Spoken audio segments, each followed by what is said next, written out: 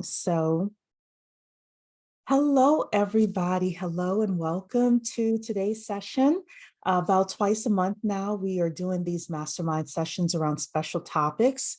We specifically like to focus on individuals or families that want to have a portfolio of either long-term rentals, midterm rentals, short-term rentals, but basically you're building a wealth building portfolio of real estate. So every guest that I bring on is really meant to kind of help you move forward with regards to that. The reason why we call these masterminds instead of just webinars or things like that is because we want them to be interactive. We want to keep them small for as long as possible. And we want them to be interactive. So one of the things is many of you have called me and we've had conversations. The big thing is, how do I find property, right? I'm looking for deals, I'm looking for property.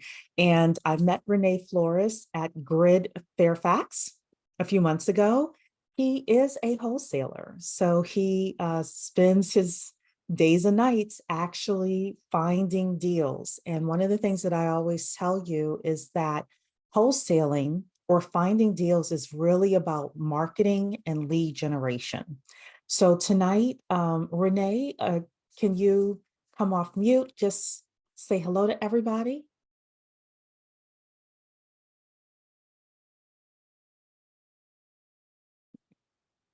Try it again.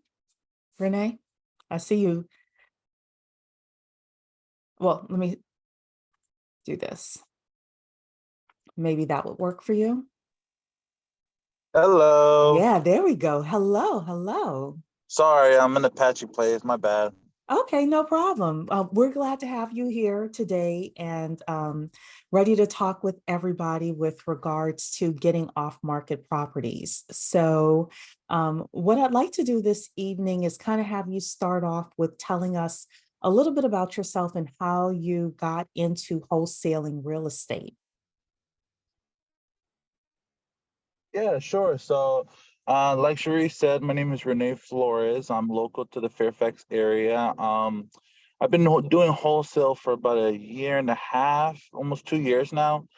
We've done so far almost 95,000 in assignment fees this year. And we're projecting obviously to do a little bit more. A little bit about myself. I'm first generation Salvadorian. I was raised in Fairfax pretty much all my life. Was born in LA. And my big why is, my family. We've being first generation, you definitely want to take care of the family, and that's kind of where everything derives from. That's kind of what gets me up in the morning every day, taking care of my family, and yeah, that pushes a lot of people out here to get some stuff done. But yeah, I've been doing it for a little while now, and I kind of don't know everything, but I know a little bit about some stuff. So I definitely love to deal with people on a regular basis. I definitely do a lot of JV deals with a lot of people, not just in Virginia, but, I have some people that go and do properties and do wholesaling in Maryland, others in West Virginia. I got some people in California. So, wholesaling as it stands isn't something we just do locally. We can definitely branch out and do it. But yeah, there's just a little bit about me.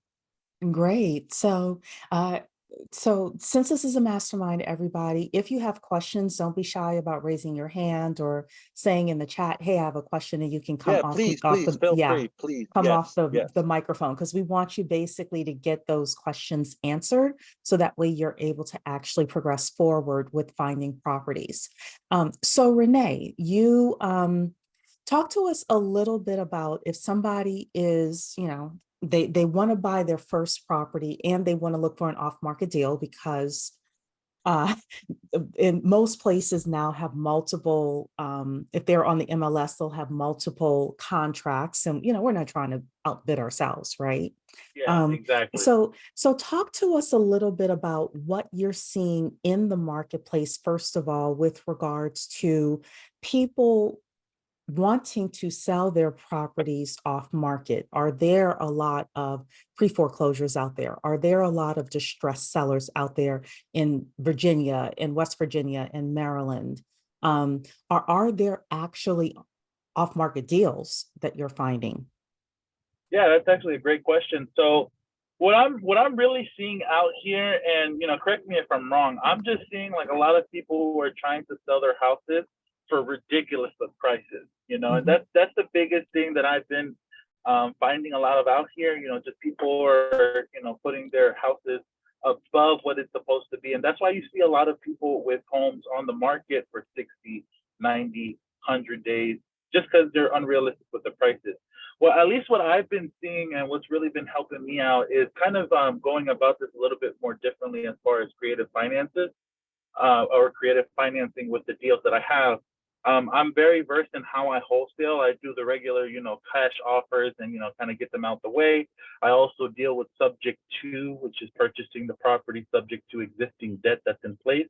So, like, for example, mortgages or any liens or any second liens or anything like that. And then we also do seller finance. So I think for anybody who is trying to buy their first property, I would say first familiarize yourself with the different aspects of buying property, not just the cut, go buy it for this price, get financing for that. Just because, sometimes depending on the situation, you can go in a lot cheaper than if you were to buy a property. So for example, we just had a property earlier this year where we did a subject to on the purchase. The person had very little equity. They bought the property, I think like a year and a half ago. They bought it for 705 and they only had it for 2 years. He was in the military, so he just wanted to get out of the property and move on to the next place. So we actually got the property. I think his payoff was at 680, and we Mhm. were able to just take over the 680, give him about 25,000 in cash at closing, and then pay all the closing costs. And now we have it as a rental property, and it generates almost $600 every month of just cash flow. Now, So I how'd mean, you these are find that things that deal? a lot. I actually found that one is one of my good secrets is actually probate lists. So like Okay. kind of like how you mentioned foreclosure and stuff like that. Mhm. My thing is I actually go to the zoning offices of the county. So a neat thing that people don't know is that there's actually a person that goes around all the neighborhoods in a specific county and basically tells people why their house is ugly if it is. So I kind of use that list and I drive for dollars personally around the area. So I'll go, like, for example, I went up to Pemmon Hills over the weekend.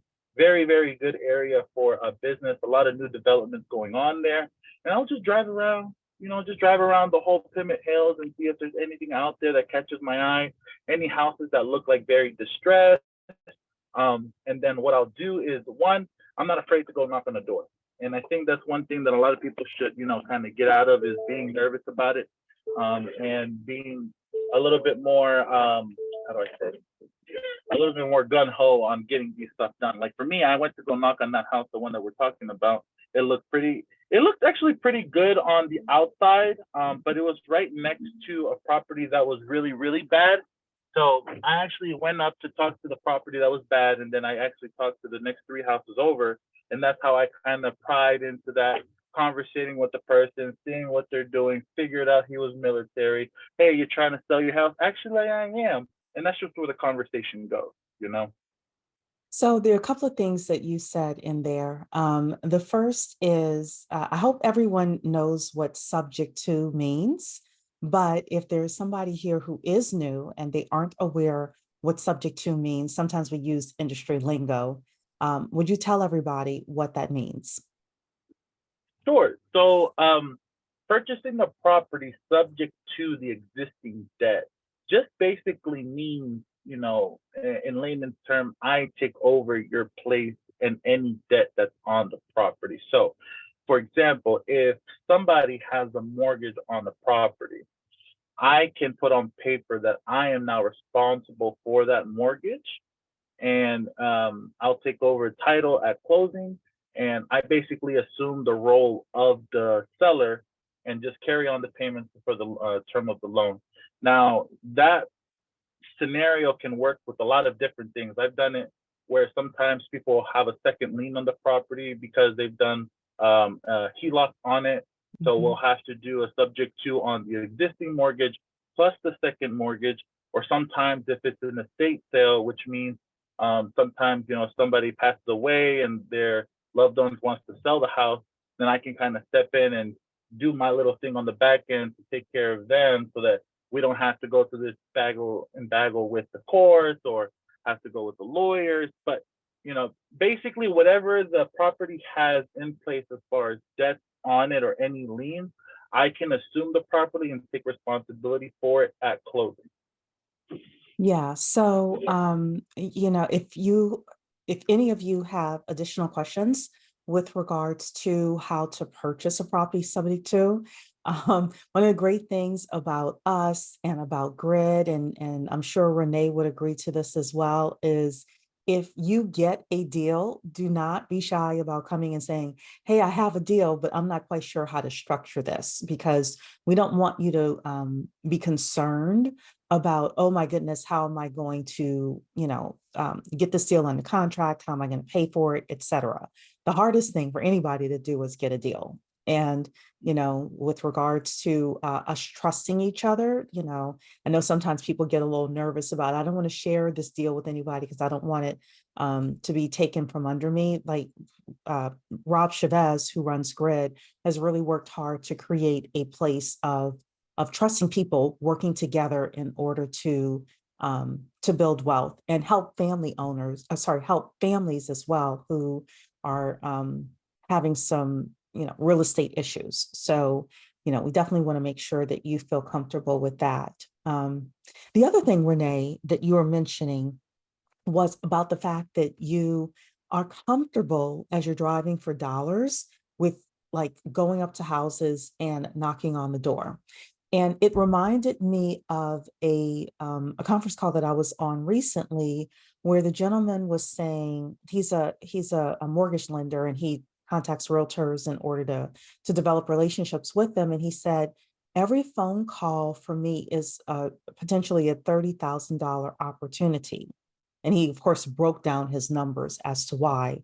And I think with you and what you're saying with regards to these properties is that being comfortable enough to knock on somebody's door could be either a 20, 30, $40,000 wholesale fee for you, or it could be, 50 to $100,000 in equity that you're able to get A hundred because, percent. A yeah. hundred So percent. talk to us a little bit more about that mental aspect of that and actually looking at these activities that we're doing in order to get these off-market properties from that point of view. So at least for me, being a wholesaler, and that's kind of my bread and butter. I do investment properties on the side for myself, but like Mhm.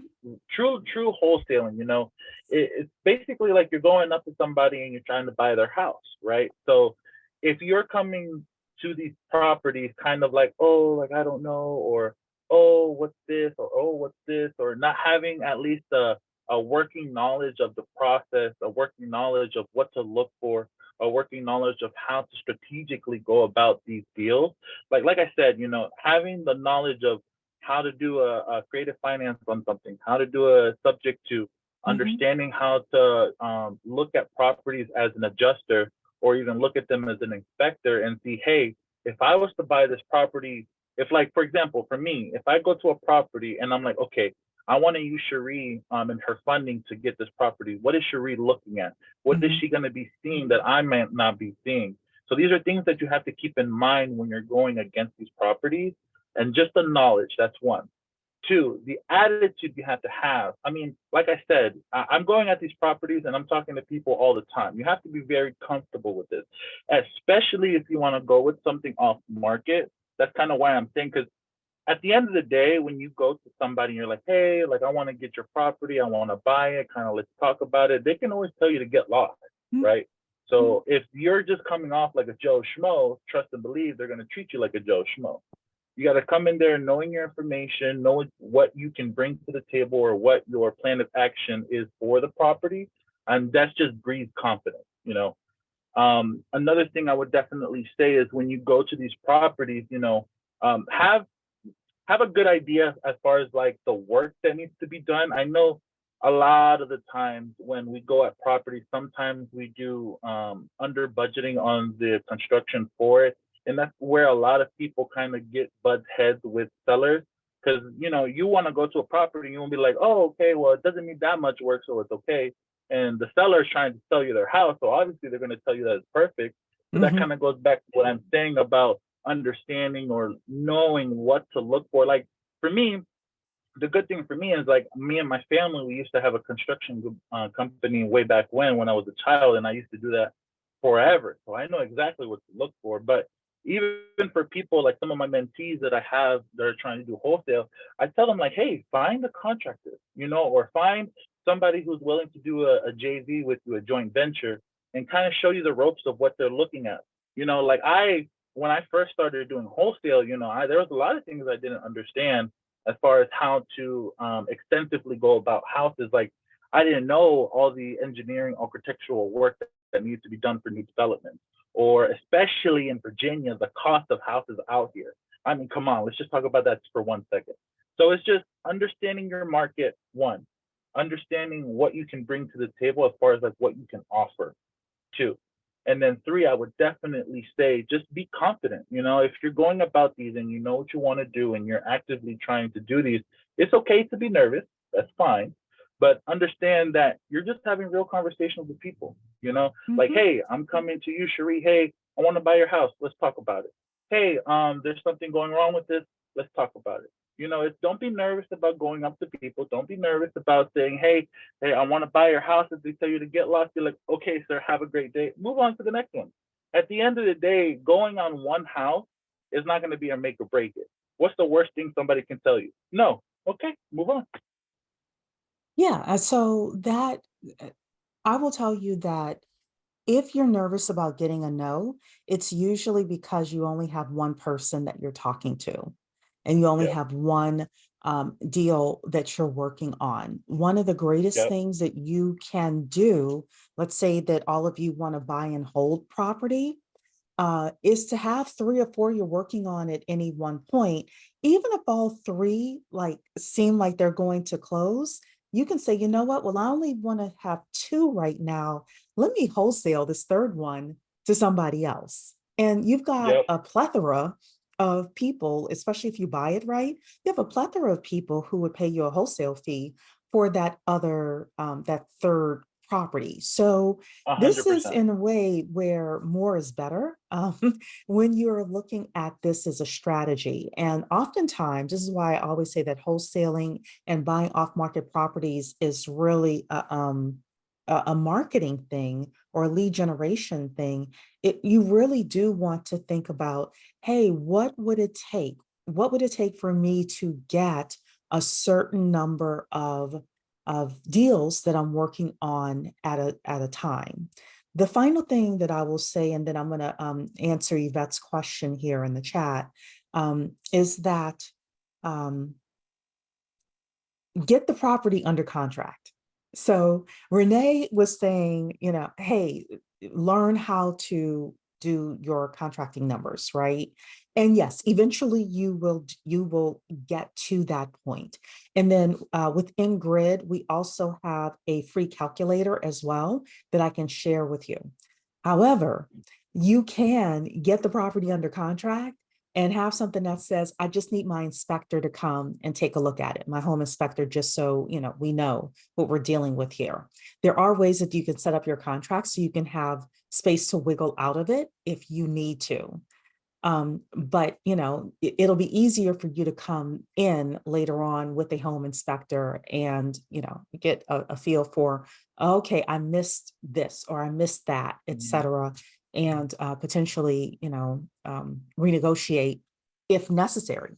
If you're buying it right, though, you may not even need to renegotiate. It may just be, oh, okay, we missed something and it's another $10,000 to fix that. Yep. Um, Yep. so Yvette has a question here, and then if anybody else has a question, please take yourself off mute. But Yvette's question is about cash on hand. So she's asking, what does the cash on hand look like for the investor with a subject to property? So how much cash does somebody who's doing subject to, how much should they have? So if we're doing subject to, I kind of like to keep it at a sweet spot about like 10 to 11% of the ARV. which is Mhm. the after repair value of the Mhm. property. So, like, let's say, for example, I'm buying a property for $500,000.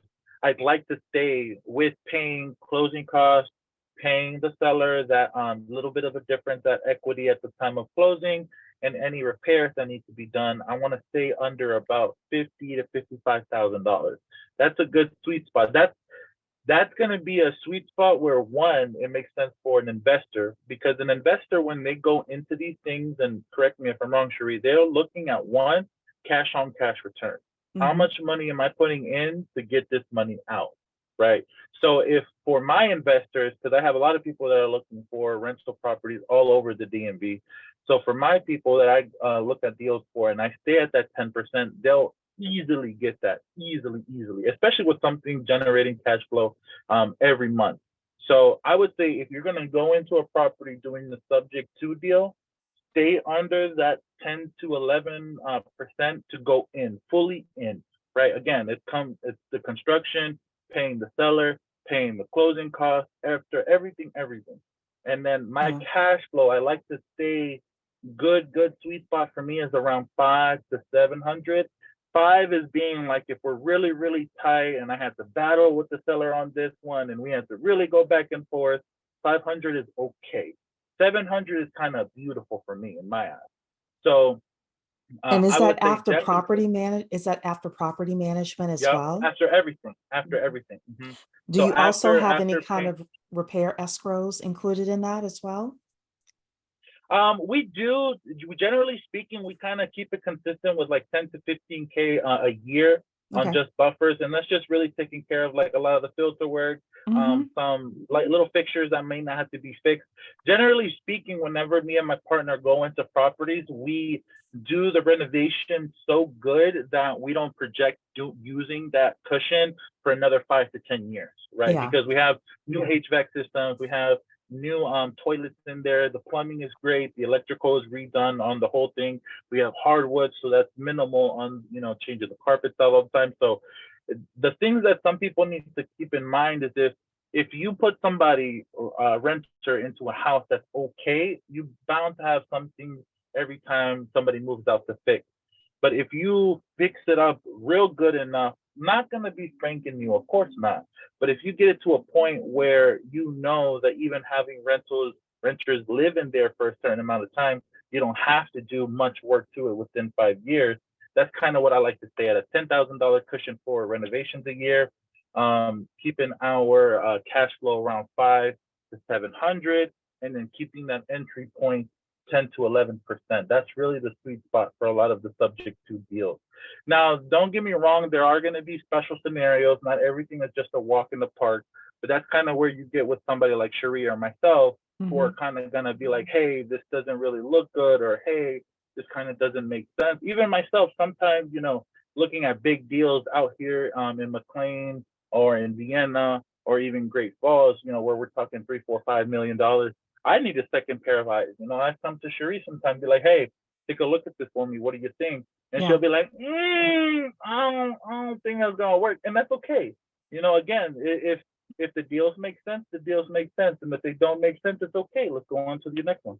Yeah. That's why you want to have a lot of activity. Going back to that, you want to have a lot of activity. Unmute yourselves if you have questions. Jerry, this is Paul. I do have a question. Hey, Poe. How are you? I'm good. Good. I was wondering if there are any multi-unit available in this region. There are some multifamilies available. It's just you have to know where to look. Like, I know on Zillow, there's really not a lot of multifamilies, and whatever multifamilies are on there, trust and believe, there's a lot of people looking at them. But there's certain websites and there's certain communities out there that specialize in just doing multifamilies, and I am one part of them. But yeah, it's just looking for the groups. You can go online, look at a couple different websites that only strictly do multifamilies. You can join a lot of Facebook groups also in the DMV area that do specifically only multifamilies. I don't think there's just a lack of quantity here. I just think you just need to know where to find it. Okay, thank you. Yeah. Uh, Anybody else? Hey, question. Dennis. Hi. Yes. Thank you for this session. Mhm. So throughout the wholesaling deal from start to finish, uh, I mean, do you have any other people involved, like a team? Do you have a lawyer that reviews the contract? Do you have a realtor that gets involved? I'm just wondering, like, all these people cut out. The good question. So it just depends. I mean, if you like, for example, if I'm going for something that's on market, obviously I have to talk to the realtor. I have to kind of talk to them and speak their lingo and be like, hey, this is kind of what I'm looking for. This is what I'm working out. Fortunately, I have experience in contracting, so I know really what to look for when it comes to these properties. So I really don't need like a contractor to come out with me to take a look at the property. But anybody who's not familiar with contracting, I would definitely recommend, in these grid meetings, that's a good thing. You can talk to a lot of different people in a lot of different walks of life. Like in these grid meetings, I've met so many more mortgage people. I've met a lot of lenders. I've met a lot of investors, a lot of contractors, a lot of people. It's really using your network, right? But if you're just starting out, I would definitely recommend getting with a contractor, somebody that you trust or recommended, and kind of get them to help you out as far as the project or the prospective rental of the property. So if I have to talk to a realtor, I'll have to talk to them. If I have to get my contractor or anybody that has to come out for the property, they would be involved before we even make the offer, right? Because I don't want to give this person a number and then my contractor is like, listen, like you're gonna be 50, 70, $100,000 in the hole on this one if you go it that way. So talking to the realtor, so let's just go start to finish. So I got to talk to the realtor, see where we're going. I'll get my contractor out. We'll take a walk on the property, see what it needs. I'll come back, do my own due diligence, run my numbers. I've done this for a while, so I kind of have a good metric of how to run them.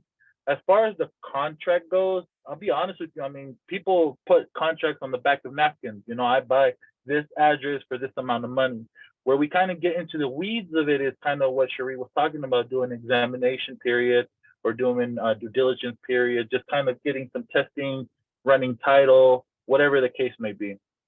I have my own title company. I use two different title companies, and both of them, they have their own attorneys in the title company, and I have my own wholesale contract. It's a little two-pager, nothing too crazy. For the same reason, because I don't like to, read too much. My eyes hurt. It gets blurry. Things happen. So I like to keep it on a two-pager. I just keep it on there. I send it to my title company. I was like, hey, guys, take a look at that. I'm going to be using this for my deals.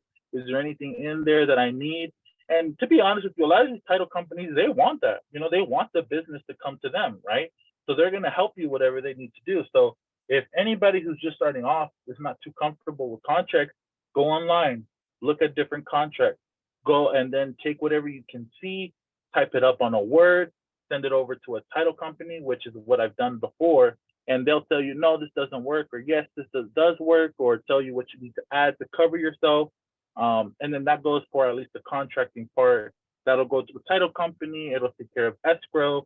And then, yeah, we're pretty much done. But that's like a perfect scenario of like what would happen, the people involved. And like I said, it's just a case by case basis, but that's just generally how it would go. Thank you very much. And just one last question. In terms of motivated sellers, in terms of generating really high quality leads, I started using this tech platform called PropTech. But you also mentioned the probate list. What are some of the parameters, that can decide who a highly motivated seller is? Is it like very high equity in the house? Is it maybe they've owned the house for like over 20 years? Like, what are parameters one can look for? So if you're looking for highly motivated sellers, the biggest thing would be foreclosure. Foreclosure is a really, really big list that I really believe hasn't been tapped into extensively in the Virginia market. I'm really trying to attack. Foreclosures is definite because they're ready to go. If not, they're going to get kicked out, right? So who's more motivated than them? Water shut off, right? If people are getting their water cut off, something is happening. Let's figure it out and let's see if we can work out a deal, right? Zoning issues. That's one of the most underrated things that I think people really need to get into, because sometimes, the zoning people, they'll even say like, hey, your grass is really high. But then you drive by the house and you see there's a whole forest of a house, and then the greeniture is all over the house, is boarded up and all that stuff, and those are good indicators, right? Driving for dollars has been one of my biggest things that have generated leads. Just because, you know, if you drive around and you see an ugly house, you jot down the address, or even if the people are there, you go up and you ask them like, hey, I see your house, I want to buy it, let's talk. You know, so probate list for foreclosure, definite. Water shut off, definite. You can even do the zoning, different ones. Like if you go to Fairfax County, Prince William County, any of these counties, and just ask for the zoning list for the past 3 months or whatever the case may be, and they'll give it to you for free. And you just literally can go on each one of those addresses, plug it into Zillow or even plug it into Maps. This is what I do. Plug it into Maps, look at the property, look up and down the street on Google Maps. You can do a lot of stuff on Google Maps. The internet is beautiful. You can go on Google Maps, look at other properties, look at some that are distressed, write it on the list, go drive for dollars on them, take a look at anything else in the area. If you see a car in front of the house that you saw, go and knock on it, take a look at it. But there's a lot of more lists out there that you can go. But for me, in my experience, those have been the best ones. Water shut off, the foreclosure list, and then the zoning list. Thank you very much. Thank you. Can I Sure. throw Yeah, no in problem. something really quickly? You had mentioned the Google Maps and the driving for dollars, more so the Google Maps thing.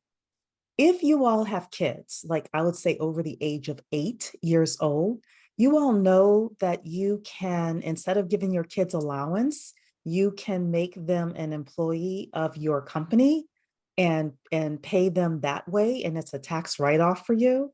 I try to suggest to anybody who has kids that are 8, 10, 12, you know, whatever, like get your kids involved in this, make this a family business, because ultimately you would be leaving these properties to them anyway, and it teaches them responsibility, you know, et cetera, et cetera. So Yeah. just a little tax tip there.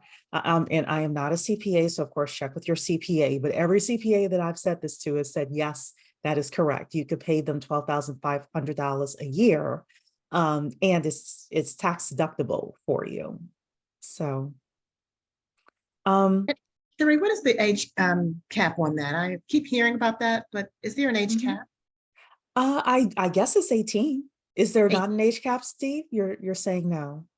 Oh, you're muted, Steve. Let's see if I can get you on mute. I think you have to unmute yourself. I don't think there is one. Okay, all right.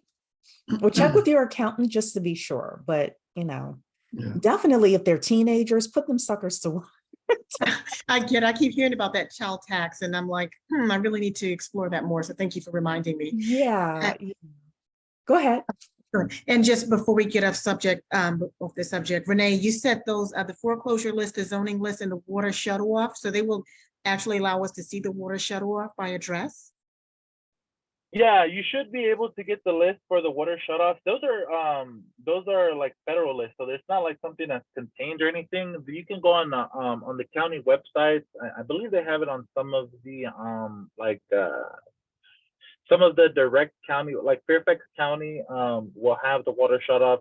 There's some places, and I have some connections where they'll give you lists for water shutoff. I have actually one of the secretaries at one of the water companies that does it for me on the little low. But for any of you guys who are trying to get it, you can definitely go on, search it up on Google, you know, water shutoff list, and they can go by county, they can go by state, it just depends. Okay, and the county will give us the foreclosure listing. Is that what I'm understanding? The county would give you foreclosure. There's a lot of foreclosure websites out there. I actively participate in like 3 of them, and I think I pay like $30 a month for those. And it's literally a website that all they do is just pull up a foreclosure list. And then there are like the county, not the county, but like the newsletters that have foreclosures on them. People don't actually look at newspapers anymore, but they do still have the foreclosure section there. So that's another way you can look at them. Thank you. Thank you so much. No problem. Yeah, and I will add in a couple of additional things, and Rene can tell me what he thinks. So Once somebody is officially on the foreclosure list, they are going to get calls from a lot of different people. So it's usually the first person who shows up or the last man or woman standing with regards to that. I am also a fan of pre-foreclosure, and there are ways that you can get people to raise their hand up. So technically, somebody can be late 120 days on their mortgage before the bank starts filing paperwork by federal law. Oh yeah. So Oh yeah, and then even after filing paperwork, it's going to be another couple months for them to talk with the lawyers of the lender, mhm. and then you have to get in front of a judge, and then once the judge makes the claim, then you can go back and ask for a forbearance or a continue, or there's a lot of things you can go. So, that's kind of where I was talking about knowing your stuff, right? Because Mhm. going into these, like she said, once they go in foreclosure, they're going to get hundreds of calls about people trying to buy their house. Mhm. But put yourself in their shoes. You're going under foreclosure. You're about to lose your house. You're going to mess up your credit. You're trying to figure out what's happening. And here you got Rene calling you saying, hey, I want to buy your house. And that's kind of what I'm saying is connect with people. Be human. Be like, hey, I see you're the owner of this. I really don't go a lot of these things saying I'm a wholesaler or saying all these things. I just talk to people, like, hey, I saw you have this property. I drove past it. I was looking to see if you were looking to sell. And then that conversation can stem in so many places. They can tell me to get lost. They can tell me what's going on with them. They can tell me, yes, it's for sale. It just starts the conversation off where it needs to be. So I think when Oh, did we lose him? Go for it. If you don't know too much about it, don't be scared to go with JV with somebody and be like, hey, like I have this kind of situation. Or even if you talk to the seller initially and they say, yeah, I'm going through foreclosure, I don't know what to do, just get some information, call somebody that you trust, let them hold your hand on it if it can be. And yeah, I mean, it's just like I said, with that one, really, really be careful because again, you're messing with people's, losing a house. So you want to be very, very cautious in that and make sure that you're doing everything correctly because the last thing you want to do is include the law in your stuff. So let's just Yeah. put that there. Yeah, and in some states, there are laws that protect the homeowners and the consumers, especially if you're not licensed as a realtor. So just know the laws in your states. So Adriana has had her hand up for a while. Adriana. Hi, yes, I noticed you mentioned about the probates list, and I was kind of curious of where you were able to find those. So the probate list, I use PropStream. That's a really, really good one that a lot of my colleagues do use. It has probates on there that you can look for. That's kind of when my basis of how I'm looking for a lot of my probate lists and things like that.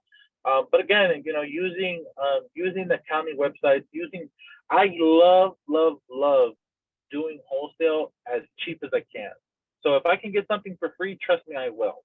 And that's one of the good things about doing the stuff with the county is that there's lists out there that are for free provided by the county. You just gotta look for it. Like Google, I'm telling you guys, I've been telling you, I'm gonna preach it until the day I die. Google is a beautiful thing. Like you can find anything on there. You can search up probate lists for different counties on there. The one, like I said, I use PropStream, so I don't really need to go looking for a list, but you can. Those are things that are available for you. You just need to do the research.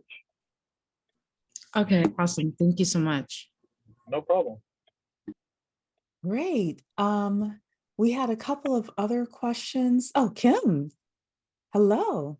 Yes, I had a question. He was talking about the zoning board. I used to serve on the zoning board. So are you saying that when they go around and do like the homeowner citations, there's a list that could be compiled that you can then maybe see if those people are struggling with keeping the maintenance up?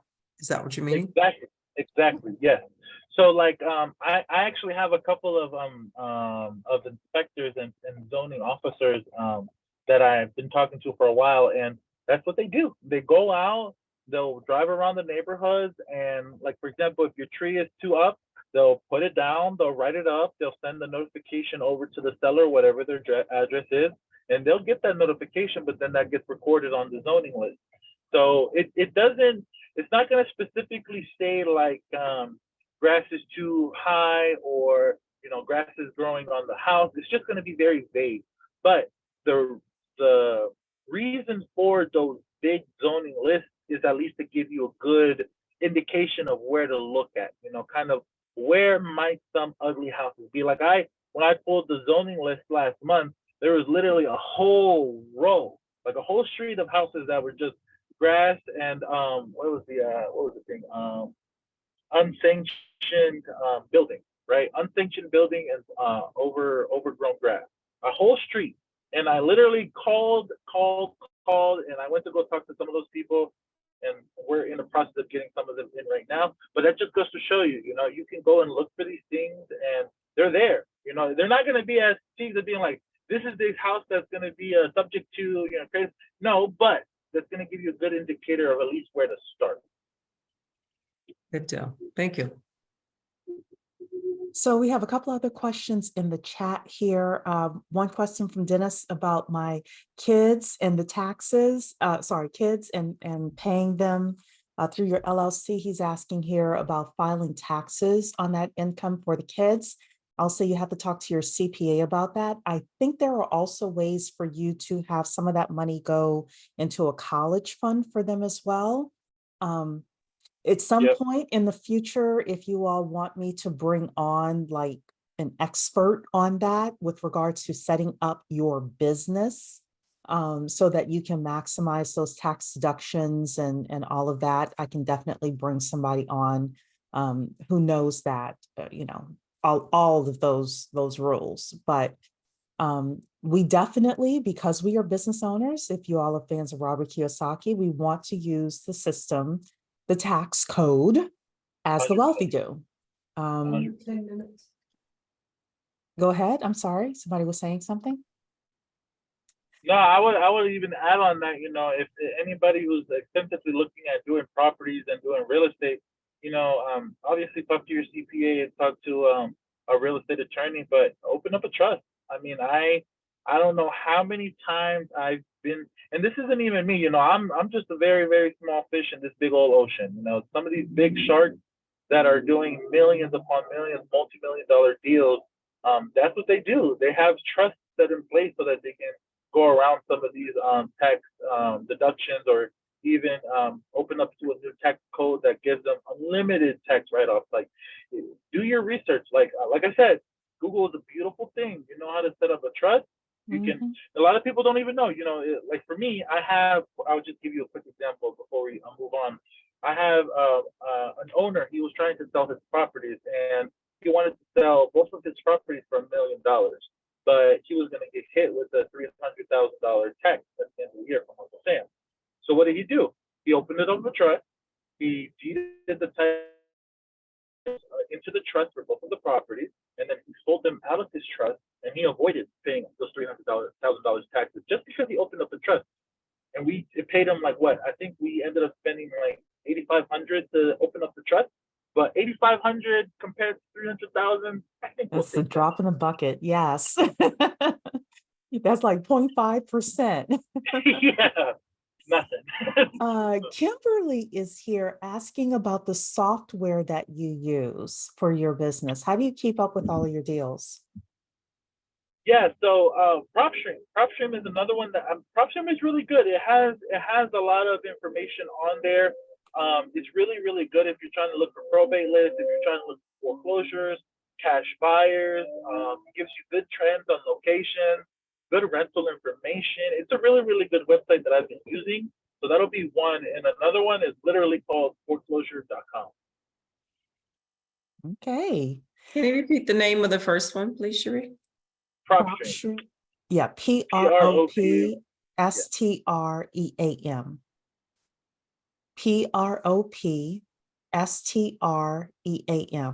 PropStream. And if I'm not mistaken, that's $100 a month for that software, correct? Yeah, I actually got it as like one of my colleagues had it for a while, so they give him like a discount code. So I think for me it's only like 75 or 80 bucks a month, but yeah, I think it's like 100 a month regularly. Okay. Thank you. Business expense. because it's expense, everybody. So And that's the one thing, like I'm gonna say, a lot of people say you got to spend money to make money, obviously, but I'll even tell Cheree, sometimes when I have some of my colleagues or my, people saying, hey, let's jump on this training, $10,000, or let's go on this trip for, to this place for $20,000. Google and PropStream has gotten me pretty far. well, it's Obviously, gotten you once it a couple $100,000 this year in yeah. wholesale fees. So It has, but obviously to a point, you're gonna get to wanting to expand your mindset and get into other masterminds with other people, a little bit higher in the food chain and try to get from there. But for anybody that's really starting off, start as free as you can, as minimal as you can, getting these free lists, driving for dollars, even if you're commuting from work or anything like that. I know at 6 o'clock, traffic is bad. So, just drive by one little neighborhood, go around it, or drive by the next one, or even your neighborhood. These are little things that you can do that are completely free that can make you some money. Yeah. In real estate, they call it farming. So you pick a targeted geographic area and you basically begin to know and learn about the houses in that area. And you also learn about the values of those properties very intimately. So you would be able to look at somebody's house, know what it's worth, fully renovated, and then be able to back into what you're able to offer that homeowner. So Yep. yeah. And Dennis is also talking about the skip tracing as well. So I've heard of PropStream before. We use another system called Batch Leads, BATCH Leads, LEADS. And that's batchleads.io. So within our company, we like Batch Leads. So they do have a foreclosure list on there. They have other types of lists with regards to people who have high equity in their homes, people who have a lot of equity in their homes, people who bought their homes in 1980, 1990. You have a lot of elderly people now that are sitting on hundreds of thousands of dollars of equity in a free and clear property, and now they're looking to move into a nursing home or someplace like that. And again, we're here to help those homeowners with as smooth of a transition as possible. Sometimes people will also ask, well, and Adriana and Nicole are here, so they know this. We talk about this in Casa. They will talk about, well, why would somebody choose to sell it to us versus putting it on the MLS? And a lot of times, if they're super tired as well, they don't want people traipsing through their house. They don't want to do open houses. They don't want to renovate what's needed. They don't want to fix what's needed. They just want to be done with the property. So you'll find people that are motivated due to the property condition itself. But then sometimes you'll also find people who are motivated due to personal issues, medical issues, things that have nothing to do with the property. They're getting divorced, they have to move very urgently, etc. The property is fine, but they have an issue and they just need to get rid of the property. Does anybody else have any other questions before we call it a night with this wonderful mastermind? Any final questions? I did have a question about, this is Kimberly speaking. Hey, Kimberly. Thank you again also for the time. You may hear the kids in the background, but That's okay. No, you're good. I had a question. I had a question about the calculator you said you had to use. Where do we locate that or find it? I would have to email it to you. It's an Excel spreadsheet. I've got your information, Kimberly, so I'll send it to you. Okay, sounds good. Okay. Yeah, and then also one other question. I guess this is directed towards Rene. When you do find a house that is distressed, and you know that you want to kind of pursue that, what is the actual next step? I can locate the address and the owner and call them up, or either go to the house and knock on the door. But the next step, as far as like legalities and the paper, the document, what is the next step that you actually do? Thank you. So yeah, great question. So once you found the house, once you've gotten the information, once you either call the person and talk to them or go to the house and talk to them, that's when you have to first run your numbers, run your construction, see how much that's gonna go if needed, see what the market is looking like in that area. Because if you're looking to wholesale it, that's one thing. If you're looking to buy and hold, that's another thing. If you're looking to fix it up and then sell it, that's a completely different thing. So you have to know what your exit strategy is, and then calculate your numbers based off of your exit strategy. And then once you do that, it's getting it under contract. And like I said, you don't really have to go very complicated on the contract. You can honestly go online and go under the Northern Virginia Realtor Association, and you can just build the contract on there for free.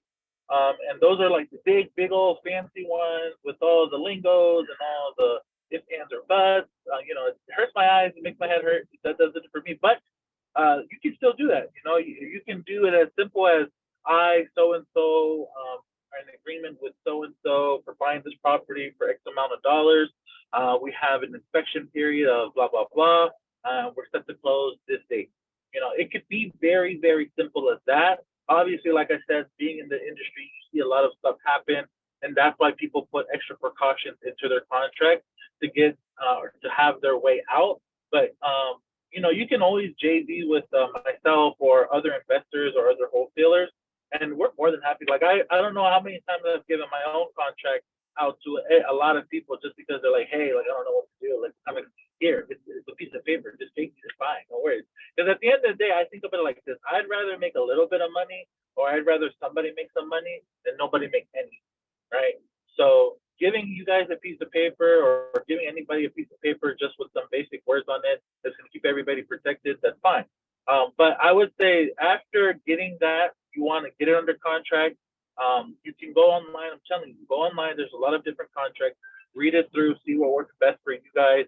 Do some research online on YouTube and stuff like that to see different outcomes or possibilities that can kind of help you narrate or better combine your contract together. Because at the end of the day, that's the only thing that's really keeping everything alive. So you want to make sure that a lot of the precautions or anything that could happen are stated in there. Like for me, since I'm a wholesaler, I get a fee. And sometimes, if people see how much money I'm making, it leaves bad taste in the mouth. So I put verbiage in my contract to safeguard myself for my fee. I put verbiage in there for anything that happens with title. I put verbiage in there for, like, let's say somebody needs some time to get out of the house. I put verbiage in there for that. So there's a lot of things that you'll tailor on the contract depending on the information, but you want the basic skeleton of it to be, like I said, me and you are on this contract to buy this property for this amount, closing on this day, examination period, and all that good stuff. But yeah, the next step for you would be get it under contract. Once you get it under contract, and depending on what your exit strategy is, that's when you'll kind of get the title company involved and then reach out to your network of people, depending on, like I said, what your exit strategy is going to be. Yeah, and within SimpliFunded, once a week, as people send us deals that they want to promote, we do put that out to our community as well. Like, hey, this deal is available. I've put your name in there. Contact this person directly. Don't call me, right? Yeah. So if you all have those types of deals, let us know. The more deals that we start to get from our community, we'll post them multiple times a week as well. So that way you're able to let the maximum number of people know that that there is an opportunity for them. And Eric, I put my email address in. If you can send me your deal, that would be really great. And I'll make sure that we put that out there for you to our entire community. Thank you. The kind of like hitch in my deal is that the seller really is opposed to putting the property under contract and relinquishing control of it. So it's kind of difficult. I'm trying to line up a buyer, but without it being under contract, we have a buy price agreed to this is kind of unorthodox, so I don't know if this is something that can just be, blasted out and shared. Okay, so I'll tell you what, we have done something in the past called a double close. I don't know if you're familiar with that term, but basically you are able to, depending on the numbers, so you would have to share those with me. You would be able to basically sign the contract as the buyer with that homeowner. And then we would basically fund that contract for you. And then the buyer, the final buyer would come in and basically you would sell the property to them like within a 2 to 4 day period. We've done that before. It's called a double close. So that way you're able to get that property under contract without having like the final buyer. As long as your numbers are good, Eric, we've got plenty of buyers. That's not the problem having. The biggest thing is that the buyers will jump on any good deal, right? Yes. That's not the biggest problem. The biggest thing is getting that good deal. Like for me, I know a lot of people may not have with doing wholesale. That's kind of the thing that you have. You have to go in there acting like you're the investor, right? I'm the one who's gonna buy this, so I want to get the best deal possible. And if I get the best deal possible, why isn't Sam or Bob gonna want to take this, right? So that's kind of the mentality that I have. Right. Now, So you don't looking have at to have an contract- assignment fee, and you don't have to have an No. assignment in that contract. You can basically through us say, this is an all cash offer through SimpliFunded. This is an all cash offer. We're going to buy this property from you ourselves and then sell it to the seller. Sell it to the final buyer. There's a way to do that. And then you could also, what I do is I actually have in the actual beginning of my contract where it has me, Rene Flores, my company, and you, I actually have Rene Flores, my company name, Unity, and or Assign, right? And that alone is more than legal grounds to do an assignment, right? Yeah. Some people, like some of those big NDAR contracts, those have assignability clause in them. And generally speaking, most contracts can be assigned, right? There's only the problem where there's specific verbiage in there that says it cannot be assigned. But then, like I've had it where I'll have a big contract that says it can be assigned, but because I have in my top part Rene Flores, Unity, and or Assign, we can still assign it, right? So there's ways you can go around it. There's ways you can dabble with it. It just depends. But like I said, if you're going to be doing this on a consistent basis, it's really networking with the people who have done it for a while and know what they're talking about and just being safe.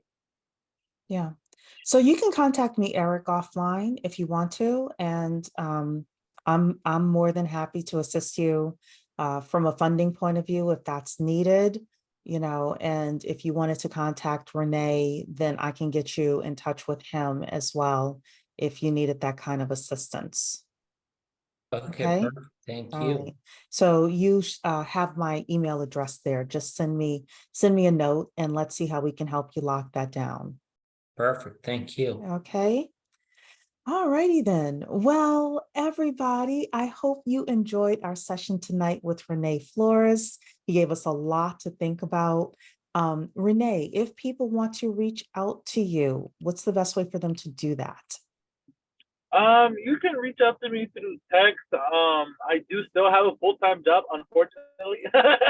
So I'm usually working during the day, but you guys can text me, you can email me, call me, reach me, how you want to beat me, I'll be here, no worries. So you can text me. Cheree will have that information. If you want to reach out to her, she can give it to you, not a problem. My email, I'm always available.